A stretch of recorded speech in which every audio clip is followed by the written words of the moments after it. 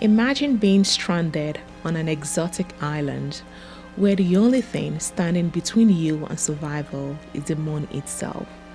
Our story begins with a man, a plan, and a couple of ships. This is the gripping story of Christopher Columbus in Jamaica, where a celestial phenomenon becomes the ultimate bargaining chip. Christopher Columbus was born in 1451 in the busy port city of Genoa, Italy. The son of a wool merchant, Columbus was drawn to the sea from a young age. By his teenage years, he was already venturing out on trading voyages, which took him as far as the Aegean Sea and possibly even Iceland. In the late 15th century, Europe was abuzz with the desire to find new trade routes to Asia. By this time, Europe has already established trading partnerships all over Asia, including India and Arab land, and extending towards Africa. With the excitement of discovering new territories that would make him famous and well-renowned amongst the elite of his day, Columbus devised a plan to sail eastwards towards Asia. He was armed with a deep knowledge of astronomy, geography, and navigation, and he was feeling quite confident with himself at this point. Therefore, he proposed a bold plan to sail west across the Atlantic Ocean to reach the East Indies. He presented his proposal to King John II of Portugal. The king and his councillors were not too confident in his plans, and for good reason. The proposal was ultimately turned down by the king.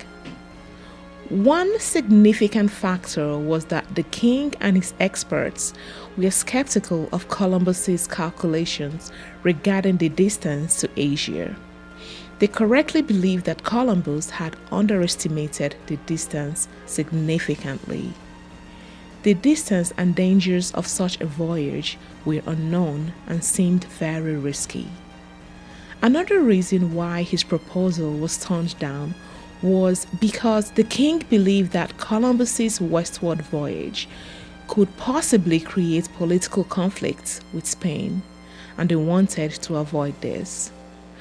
Portugal was already in a trade treaty with Spain at this point, and the voyage to the new land could mean the treaty may come crashing down. And so, the king didn't want to rock the boat, and besides, Portugal was already heavily invested in a route to Africa. So, the kingdom was already stretched thin. However, King John's thoughtful consideration of the Spaniards was not returned, as we would soon see.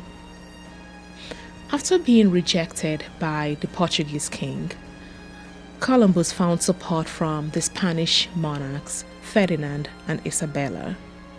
He somehow managed to convince the Spanish monarchy that he could find a shortcut to the riches of Asia by sailing west.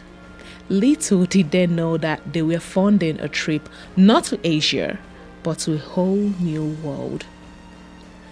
The Spanish monarchy were interested in competing with Portugal for maritime supremacy and were willing to take a chance on Columbus's ambitious plan. Totally disregarding the Portuguese monarchy, the Spanish monarchs funded Columbus's plans. On August 3, 1492, Columbus set sail from Spain with 3 ships. After a perilous journey on October 12th, they landed on an island in the Bahamas, which Columbus named San Salvador, believing he had reached Asia.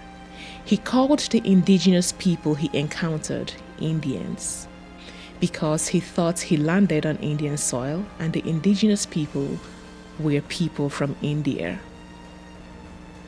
Columbus would go on to explore parts of Cuba and Hispaniola on this voyage before returning to Spain.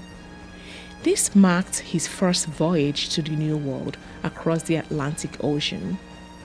When Columbus returned from his first voyage early in 1493, he first stopped in Lisbon to claim his victory in front of King John II. And maybe to say to the guy, "See, I told you so, you loser."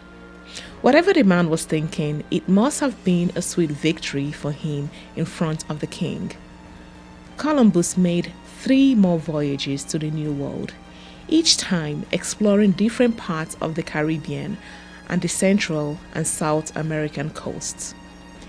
His later voyages were marked by struggles, including shipwrecks, mutinies, and conflicts with indigenous peoples.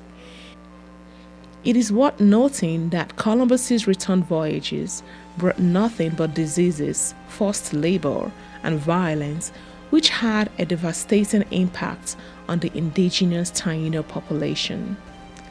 Despite these challenges, Columbus persisted in his search for gold and a passage to Asia. Now fast forward to his 4th voyage, and we find our intrepid explorer in a bit of a pickle. In 1502, he embarked on his 4th and final voyage across the treacherous Atlantic. His fleet, battered by storms and misfortune, sought refuge in the welcoming arms of Jamaica's harbors. Unfortunately, the sanctuary was short-lived. Columbus's ships, the Capitana and the Santiago de Palos, were besieged by shipworms. The worms gnawed away at the ship, rendering them as feeble as driftwood. Stranded far from home, Columbus and his men were at the mercy of the inhabitants of the island. The indigenous people of Jamaica, the Tainos, greeted the strangers with a cautious hospitality, providing sustenance and aid. And thus, for a time, an uneasy alliance formed, with the Spaniards trading trinkets for the Tainos' generosity. But as the months passed, the novelty of the foreigners wore thin, and the Taino grew weary of their uninvited guests. I don't blame them. For starters, the Spanish conquerors brought death, disease, and strife to their doorsteps. They were also very rude and ungrateful guests. 6 months into their unintended sojourn, the Tainos' patience had frayed to a thread. They seized their offerings, leaving Columbus and his crew facing the grim specter of starvation. To say that Columbus and his team were desperate was an understatement. Relations with the local Taino people, once cordial, had turned sour like a milk in the tropical sun. The Tainos, tired of the Europeans' endless demands, decided to cut off their Uber Eats service. They shut it down so quick that Columbus and his men were left reeling. But Columbus held a trump card. He was not about to give up so easily and allow him and his men to die of starvation. Within his possession was an almanac penned by the esteemed Abraham Zacuto, which foretold the coming of a lunar eclipse. Zacuto was a royal astronomer and historian of King John II of Portugal, and he had previously correctly predicted the coming of an eclipse set to happen in 1504. With this knowledge, Columbus devised a cunning plan. As the fateful night of the eclipse approached, Columbus summoned the Taino leaders. When they were all gathered, he warned them that his God was unhappy with the Taino people and would soon destroy them. He said his God is coming with a celestial sign that would darken the moon with blood. The Taino people were awed by the prospect, and so they awaited the omen with bated breath. But some were still not convinced by his words, and they still decided they were not going to feed Columbus and his men, and I don't blame them. Columbus's entire plan and hope hinges on the eclipse. With no help coming for their rescue, they needed to find a way to survive, or they will all starve and die. As predicted, on March 1, 1504, the lunar eclipse happened and made the moon appear red. which frightened the indigenous people. Columbus's son Ferdinand recounted that the people came running to the ship, laden with provisions, begging Columbus to intercede with his God on their behalf. In his words, Ferdinand wrote, "With great howling and lamentation, they came running from every direction to the ships, laden with provisions, praying the admiral to intercede by all means with God on their behalf, that he might not visit his wrath upon them." Columbus retreated to the cabin and played it cool and pretended to have a word with the guy upstairs. He timed the eclipse with his hourglass, and shortly before the eclipse ended, which lasted for about 48 minutes, he announced that they were going to be forgiven. But he warned them, though, that they better keep the provisions coming or the big guy upstairs was going to be mad at them and wipe them all out. And so, when the moon started to reappear from the earth's shadow, the indigenous people were relieved that they had somehow managed to avert danger and continued to provide for Columbus and his men. After the lunar eclipse of March 1, 1504, which Christopher Columbus used to his advantage to secure continued support from the indigenous people of Jamaica, the situation on the island remained tense. The Taino people, impressed and frightened by the eclipse, resumed providing provisions to Columbus and his crew. It is safe to say that the support Columbus and his men enjoyed while they were stranded on the island was not freely given, but was one born out of fear. If anything, it further emboldened the foreigners to live and act recklessly amongst the indigenous people.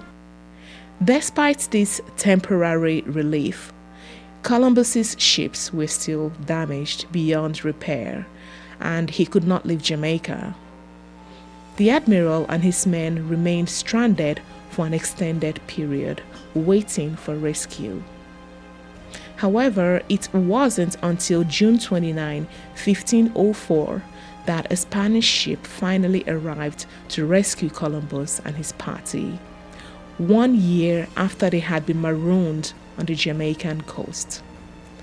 Upon their rescue, Columbus and his crew were taken back to Spain. The fourth voyage did not yield the results Columbus had hoped for, and it marked the end of his explorations. He returned to Spain in a state of disappointment, having lost many of his crew and all of his ships during the voyage. Well, it's hard to feel sorry for this guy. Columbus's health was also deteriorating at this point. By the time of his return to Spain, he was suffering from arthritis and possibly other ailments too. His final years were spent in relative obscurity and without the wealth he had sought. He passed away on May 20, 1506. And so, our story ends with Columbus, a man who sailed the wrong way into history, and a lunar eclipse that saved his hide. If you liked this story, click that subscribe and like button for more like it. I'll see you next time.